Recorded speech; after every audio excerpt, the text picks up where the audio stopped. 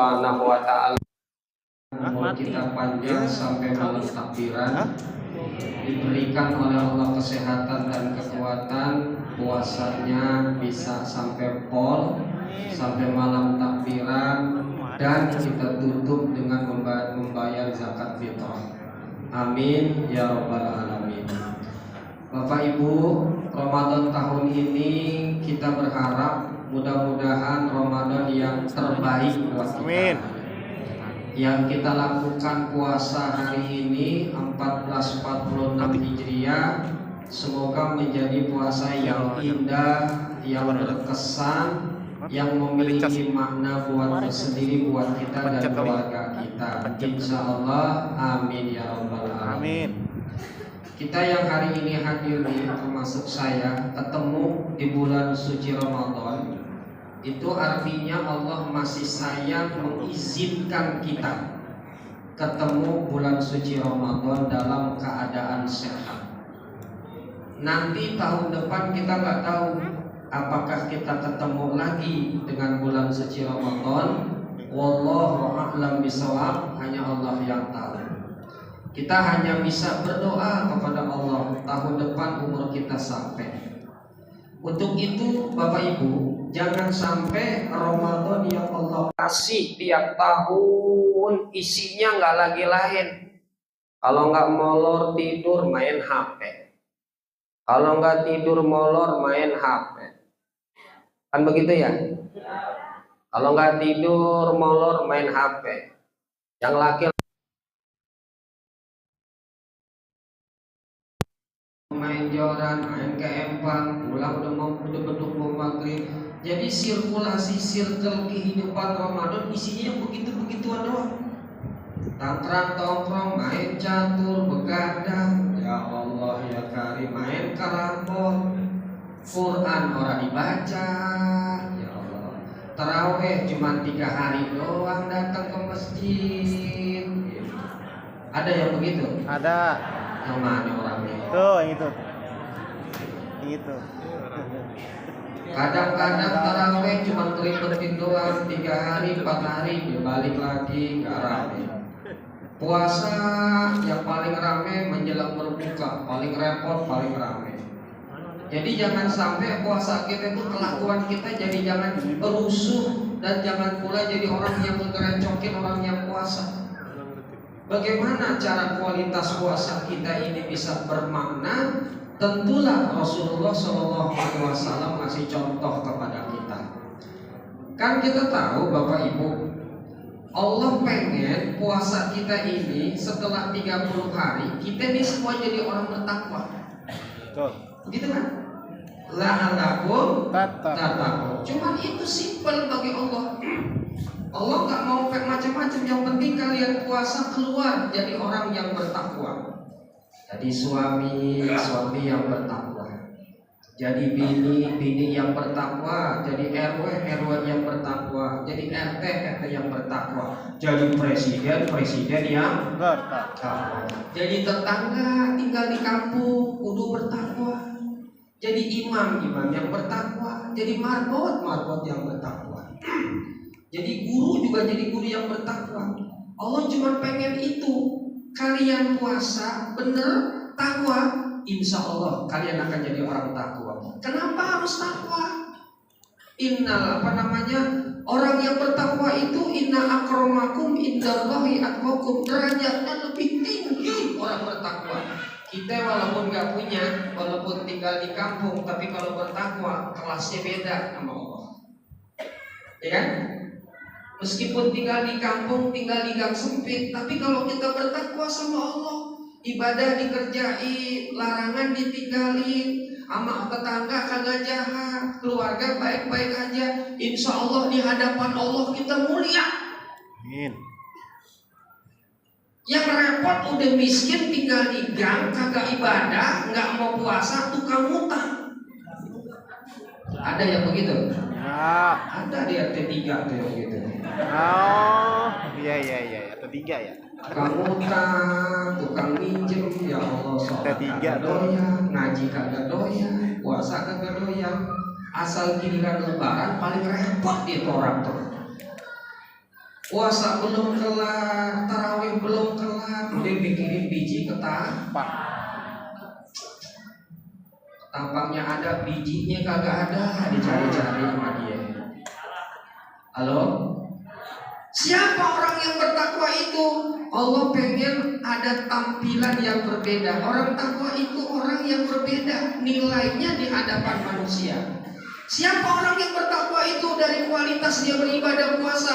Alladzina yunfiquna fis-sarra'i wad-dharra. Semakin puasa, nilai kualitasnya semakin dermawan. Jadi, pada puasa setelah kita digembleng puasa, jiwa dermawannya makin tinggi, suka ngasih, berbagi. Jadi bukan kebalikan, makin puasa makin pelit, makin korek, Medit. buntut, Siap. sirah. Jadi orang bertakwa hasil pendidikan puasa, tangannya di atas bukan tangan di bawah. Karena mental orang yang suka ngasih adalah mental orang kaya, tapi mental tangan di bawah mental orang miskin, walaupun dia punya harta. Makanya orang suka nyapir begini, minta-minta itu miskin, itu mental orang miskin yang begitu. Senangnya antri, senangnya minta-minta, kalau nggak kebagian marah, kalau nggak dapat jatah marah. Orang beriman pantang seperti itu, dia malu di hadapan Allah. Makanya kalau kita pergi ke Mekah ke Madinah nih Bu, baik haji maupun umroh, itu mental orang ngasih itu banyak sekali. Pengen memberi, kasih korma, kasih tasbih, kasih apa aja. Jadi kalau habis apa namanya itu selesai sholat Jumat, sedekah halal, kalau kasih orang-orang.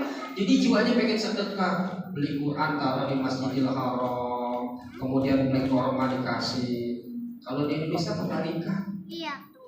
Banyak yang ngantri pada minta. Jadi jangan sampai kita puasa makin pelit. Sedekah 2.000 aja pelit. Ya Allah, Masya Allah. Jadi pengen kaya, hidup berkah, tapi ngeluarin duit aja pelit. Apalagi pelit sama ustaz. Ya Allah.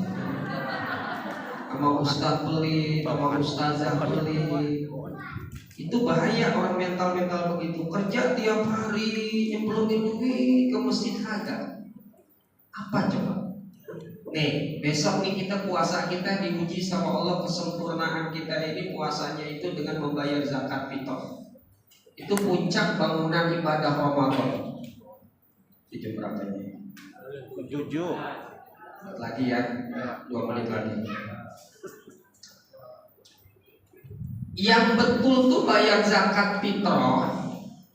Di mana kita tinggal, di mana kita usaha, disitulah kita bayar zakat fitrah. Jadi kalau rumah kita di sini di Pondok Cabe, kerjanya di sini buka warung bakso, di sini buka toko warung, di sini punya kerjaan, di sini punya tanah, di sini dapat duit, di sini zakatnya di sini, korbannya di sini. Jangan bawa ke Wonogiri, jangan bawa ke Solo, jangan dibawa ke Kartosuro, pulang kampung zakatnya, korbannya di sono. Itu gak etis.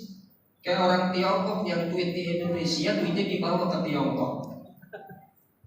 Korban di sini, gedein kampung yang memang ngegedein kita di sini. Dapat rezeki, makan di sini, tanah, air, minum di sini. Itu yang paling benar dalam konteks sunnah. Jadi orang yang puasa rajin dermawan, bagi-bagi, bukan malah ngantri minta, mental miskin kayak begitu tuh, kelakuan kayak gitu. Maunya hidupnya itu ditopang orang, jadi beban orang. Nah yang kedua, puasa itu membentuk pribadi yang wal kadiminal ghaidha, yaitu apa? Menahan amarah. Jadi makin rajin ibadah, emosinya makin terkendali. Makin puasa, sabarnya makin teruji sama Allah. Memang kalau kita lihat kondisi situasi hari ini luar biasa Bapak Ibu. Ada aja bisa meletup jadi bahan emosian. Keluar bisa emosi, apalagi di jalanan bisa emosi. Apalagi sholat kayak begini, kita lagi sholat, anak muda pada teriak, banting sono, banting sini, main taekwondo di masjid, bisa jadi emosi. Itulah pendidikan kita tuh, bisa nggak kita nahan emosi, bukan ngilangin emosi, sabarnya ditingkatkan. Jadi apalagi umur yang udah tua ya, udah 60, udah makin tua udah makin kudu ngilangin emosinya. Jadi jangan makin tua makin gede ada, gede ambek, banyak ngomongnya, banyak segala ininya, kerasnya, jangan. Bahaya yang kayak begitu tuh. Jadi puasa membentuk sabar. Maghrib apa subuh kita maghrib, nah ya Allah, walaupun kita haus karena Allah, walaupun kita istilahnya pengen makan tapi karena Allah dilarang. Yang tadinya halal jadi haram karena belum waktunya kita makan. Kita kudu sabar. Wudhu aja nih kita nih wudhu. Kalau kita minum orang nggak lihat kan pasti kita tahu. Kita nggak tahu tuh orang lain tuh. Tapi karena kita tahu Allah yang melihat, kita sabar. Ya Allah ya Karim. Jadi puasa itu adalah harus membentuk pribadi yang sabar. Itulah takwa. Dan yang ketiga, yang terakhir, harus menjadi orang yang afina anin nas, menjadi orang yang pemaaf. Maafi, baik kondisi sekarang itu tetangga sama tetangga, ya. Kan ada orang kampung asal giliran marah, kalau sedikit aja marah, ribut, masya Allah. Gua tutup jalanan gue ini. Kalau udah marah tuh jalanan ditutup sama dia. Ada yang begitu tuh di Bekasi, Pak, ada. Kalau udah marah, masya Allah, tanah dituntut, tembok dituntut, semuanya dirapatin sama dia. Ya Allah, namanya hidup bertetangga, bisa ini, bisa itu. Kan kalau hidup bertetangga kan kayak piring sama sendok beradu mulu, kentrang begitu. Jadi kita kudu tahu diri, kudu istilahnya kudu pengertian. Jadi Bapak Ibu, itulah pendidikan orang yang berpuasa di bulan suci Ramadan. Kalau itu ada, berarti kelas nilai ibadah puasa kita sukses dan berhasil. Insya Allah nanti Allah izinin ketemu lagi di bulan Ramadan tahun depan. Amin. Insya Allah Idul Fitri semuanya sehat walafiat. Amin ya Allah. Jangan pulang kampung dulu sebelum bayar zakat fitrah, ya. Takbiran dulu di sini, litukabbirullaha ala ma hadakum. Bertakbirlah kata Allah surat Al-Baqarah 145 dari hasil puasa. Agungkan asma Allah. Yang laki-laki jangan pulang kampung dulu. Masih ada pertempuran yang belum kita lakukan. 10 malam terakhir kita disunahkan kudu iktikaf, berdiam diri. Kita pengen Lailatul Qadar itu sama kita dapat. Itu nasib kita ada di malam Lailatul Qadar, Bapak Ibu. Doa di situ, proposal hidup kita minta sama Allah. Anak kita harus bagaimana, yang sakit kita disehati, yang belum lulus dilulusin. Doa di malam Lailatul Qadar. Bapak Ibu, itu aja tausiah 2 jam setengah saya. Mudah-mudahan bermanfaat. Barakallah. Wabillahi taufiq wal hidayah. Assalamualaikum warahmatullahi wabarakatuh. Waalaikumsalam warahmatullahi